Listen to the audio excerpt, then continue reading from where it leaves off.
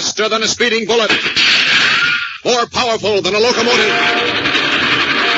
Able to leap tall buildings at a single bound. Look, up in the sky. It's a bird. It's a plane. It's Superman. Kellogg's Pep. P-E-P, Pep. Kellogg's Pep, the Sunshine Cereal, presents The Adventures of Superman.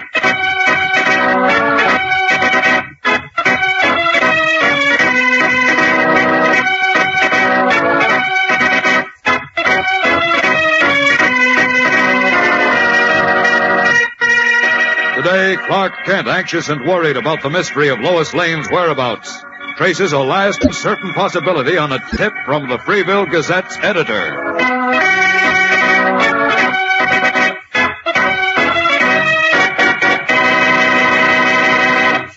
Hello there, gang. This is your pal Dan McCullough. You know, one of the girls in the gang told me just the other day that she can't decide which is the most fun, adding a new comic button to her collection when Mom opens a new package of Kellogg's Pep, or getting a duplicate so that she can trade with her friends for a different button. Well, either way, of course, you're getting a new button for your collection, and it's bound to be a beauty. Every single one of these 18 buttons in the new series is colorful, and it's bright, and it's nifty looking. Like that picture of Brenda Starr with her long, soft red hair. Or Spud with his red suspenders and that battered old top hat. Or Superman himself, complete flying red cape and Superman insignia. What's more, it's easy as anything to collect these Pep comic buttons. You don't have to send in any money, not even a box top. And you can't buy them anywhere. But you'll find a comic button in every package of Kellogg's Pep you open. And you'll find yourself a load of good eating in a package of Pep, too. A bowl of these crisp toasted whole wheat flakes is just the thing to wake up your appetite on a chilly morning. Pep is sunny and golden toasted, rich in a full wheat flavor that's doggone satisfying. So get hep to Kellogg's Pep. Ask Mom to get you plenty of P-E-P, the Sunshine Cereal, Kellogg's Pep. Now, the adventures of Superman. After 3 local correspondents had mysteriously refused to cover what appeared to be a routine story of a dry spell in the Freeville area, Lois Lane, reporter for the Metropolis Daily Planet, flew to the scene. The next day, a telegram signed "A Friend," urging Editor White to order Lois home, sent Clark Kent as Superman streaking 2,000 miles to Freeville, where he discovered that Lois had disappeared. Old Abner Sykes, the local telegrapher, admitted sending the telegram, but refused to say any more. He denied knowing what had happened to the girl reporter, but suggested that Kent call on Fred Leonard, publisher and editor of the local newspaper. Leonard made a phone call, then told Kent that Lois was on a train bound for Metropolis. As Superman, Kent overtook the train, but Lois was not aboard. As we continue now, he has rocketed back to Freeville, where, once more in the guise and garb of Clark Kent, he faces Fred Leonard in the latter's office. Listen. Give me a bum steer, Mr. Leonard. What do you mean? Miss Lane isn't on the eastbound flyer. She isn't? Nope. What's more, she was not on it when it left Freeville this afternoon. But she must have been, Mr. Kent. I tell you, she wasn't and isn't. I just left the conductor of the train, and he told me... You just left the conductor? What? What are you talking about? I just talked to him. He How said could you talk to him? The flyer left here at 3:45. I know, but... Must be more than 50 miles away by now. Well, never mind how I managed. The point is I talked to him. He assures me that Miss Lane did not board the train in Freeville. Now, why did you tell me she did? Why, because Steve Larson, my reporter, he told me so. He did, eh? Yes, you were right here when I called him a few minutes before. You heard me. He told you Miss Lane was on the eastbound flyer? That's right. I can't understand this. Steve usually knows what he's talking about. I don't understand it either yet, but I will before I leave here.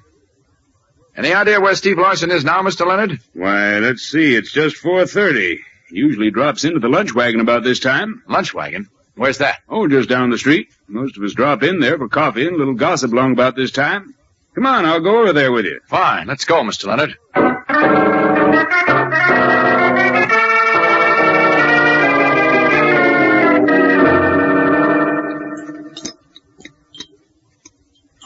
Larson. Just call me Steve. Everybody does. Okay, Steve. What made you say Miss Lane left here on the flyer? Because she did. Wait a minute. That's not true. What? You see, Steve, Kent talked to the conductor on the flyer by radio telephone, I guess. And the conductor said Miss Lane didn't board the train here in Freeville. Oh, that's funny. She told me herself she was taking that train out of here at 3:45. Miss Lane told you that? Sure, on the phone. When was this? Let's see. It's been around 3:30 this afternoon. How did you happen to contact her? Well, I went over to the hotel around noon when I heard she was in town because, well, Fred and I thought an interview with a big city reporter might make a nice little story. Right, Fred? Right. Did you talk with her then? Oh, Miss Lane wasn't there, so I left a message asking her to call me when she got in. Called about 3:30. Said she was sorry she couldn't see me, but she just about had time to catch 3:45. That's about the time the flyer goes through here, Kent. Uh-huh. Go on, Steve. No, that's all. Fred here called me up a little while ago and said you were looking for Miss Lane. I said to tell you she was on the train on account of that's what she told me. That's strange. It sure is. Look, Kent, you sure she isn't on that train? Positive. Are you sure it was Miss Lane you spoke to? Well, the girl I talked to said she was Miss Lane. Of course, never talked to her before. Then it may not have been Lois. Who else could it be? Well, exactly. What are you driving at, Kent? Simply that someone else may have called Steve and said she was Miss Lane in order to confuse us on the time of her disappearance. Disappearance, you mean? Yeah, Miss Lane seems to have disappeared, Steve. And this little bird? Go on. She didn't board the flyer at 3:45 today. She must be around town someplace. No, she's not in Freeville. What's more, she isn't anywhere within 25 miles of Freemill. What? How do you know that, Kent? Just take my word But for how it. can you know? You've only been here an hour or so. Look, Mr. Leonard, all I can tell you is I know what I'm talking about. These big city reporters must carry a set of wings, eh, Fred? Sure Look, must. gentlemen, let's not waste time making jokes. Who represents the law in this town? Well, Sheriff Cleary, but he's over to the state capitol this weekend. Uh-oh. Well, then we'll have to get along without him. Will you two help me find Miss Lane? You bet. Anything we can do for a fellow newspaper man, Kent? Thanks. Well, this is the premise I'm working on. There's something very strange going on around here, and I think Miss Lane's disappearance is tied up with it. Something strange.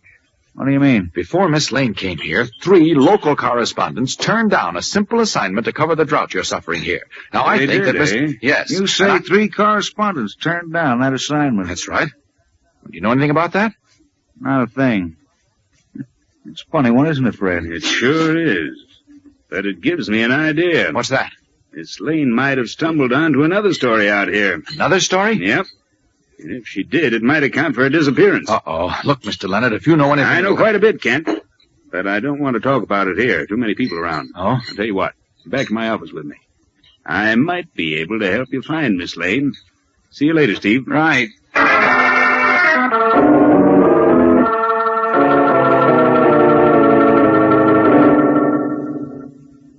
Leonard, suppose you tell me everything you know that might help us find Miss Lane. Okay, Kent. You're telling me about those 3 correspondents who turned down the assignment gave me an idea. And here it is. What? I suppose you've heard of the Veterans Farm Project in this county, haven't you? You mean the veteran homesteaders? Yep. Mm-hmm. 300 war veterans drawn by lot were given anywhere from 60 to 150 acres of reclaimed land in this county. Yes, I've heard of that, and it's a fine thing, but what's it got to do with Miss Lane? Just this. We've been having a little trouble with those veterans, Kent. At least with some of them. Really? What kind of trouble? Well, we've been having a bit of a dry spell, as you know. Except for a little piddling sprinkle now and then, we haven't had any rain for 30 days now. I know, but Now, please let me finish. I'm sorry. Now, if this drought keeps up much longer, the veterans' first crops will die in the ground. And that means most of the veterans will be ruined, even before they ever get a chance to get started. That would be a shame, and I don't want you to think I'm unsympathetic, Mr. Leonard, but my first problem is to find Miss Lane. I'm She's getting missing. to Miss Lane. But I've got to give you the rest of this first, much as I hate to. I'm sorry. Incidentally, I'm telling you this in strict confidence, Kent. I respect your confidence. Go ahead. Okay. Well, as I said, most of these homesteading veterans are facing ruin. And, well, some of them, the hotter heads among them, haven't been able to take it. What do you mean? Well, to put it frankly, and mind you, this isn't confidence, Kent. I understand. These, hotheads, we'll say, have been pillaging and robbing the native farmers and businessmen of the community. What? That's right. Farm equipment and livestock have been stolen. Village stores have been broken and entered. There've even been 2 cases where a farmer and a storekeeper in Freeville were badly beaten when they attempted to protect their property. Great Scott, you mean to say the men who committed these acts are I veterans? sure hate to say so, Well, are you Kent. sure they are? Practically certain. Now, we've tried to ignore it. Ignore it? Yes, because we know what the veterans are up against. And a lot of us around here had boys in the war, too. We know what they went through and that the war, well, upset their nerves temporarily. So we've just tried to sit tight, realizing their futures are at stake in their respective farms, and hoping the rains would come and make everything all right. I see. I've even played these acts down in my paper, saying the culprits couldn't be identified, although we're pretty sure who they are. That's very decent of you, Mr. Leonard, and I want to talk to you some more about it, but again, I ask just what has all this to do with the disappearance of Miss Lane? You mean you don't see, Kent? No, frankly, I don't. Why, it's as plain as the nose on your face. First, 3 correspondents refused to cover the story of the drought for your paper. Well, yes, and then Miss Lane, who's probably got more spunk than those other correspondents, comes on here and she disappears. Now do you get it?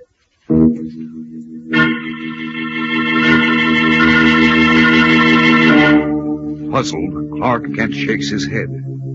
What does Fred Leonard mean? We'll return in a moment to find out, so stand by. Say, gang, if Mom's going shopping tomorrow for her weekend groceries, you better remind her to get you a package or 2 of Kellogg's Pep. Because you like to eat it for breakfast, of course, and also because you'll be getting another comic button for your collection. Maybe one of those in the new series that you haven't found yet. You know, like maybe, say, Tess Trueheart or Pat Patton or Superman himself. Or maybe it'll be a duplicate, so that you can have even more fun swapping with your pals.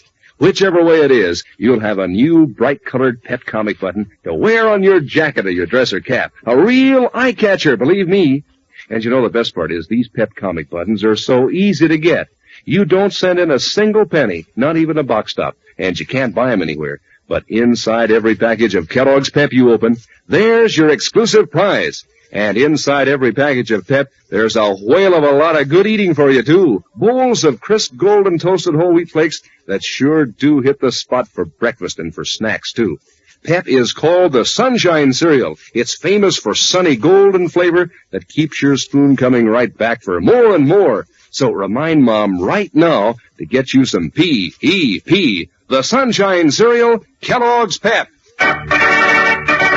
A moment ago in the small editorial office of the Freeville Gazette, Fred Leonard, editor, told Kent that Lois's disappearance is tied up with the deep unrest among local veteran homesteaders. Puzzled, Kent shakes his head and says, Maybe I'm stupid, Mr. Leonard, but I don't get it. You don't? No, I can't see how trouble in the Veterans Farm Project can have anything to do with our correspondence quitting and Miss Lane's disappearance. Now look, if a big newspaper like the Metropolis Daily Planet published the stories of what's going on down here, how long do you think it'd take the Veterans Administration and Congress to take steps against our vet homesteaders? Oh, I think I get it now. Well, sure. They'd probably take their land away from them. Of course, and you think Miss Lane learned about what was going on here and is being held by the veterans to prevent her from wiring the stories to the Daily Planet. Well, I certainly hate to think so. But you do think so. Well, yes. Oh, I can't believe it. I read about this project and about the one in Oregon, and I understand that the veterans are very carefully screened before they can apply for homesteads. They must have excellent characters, reputations, and... That's true. But hungry and desperate men, particularly those who've been through a war, Kent, can easily be driven to do desperate things. Yes, I see what you mean. And if you're right, Miss Lane is in serious danger, because she won't back down under threats. She'll defy them. I've got to get right out to the Veterans Project. Now, wait, Kent. I'll drive you out there. Good. Let's go.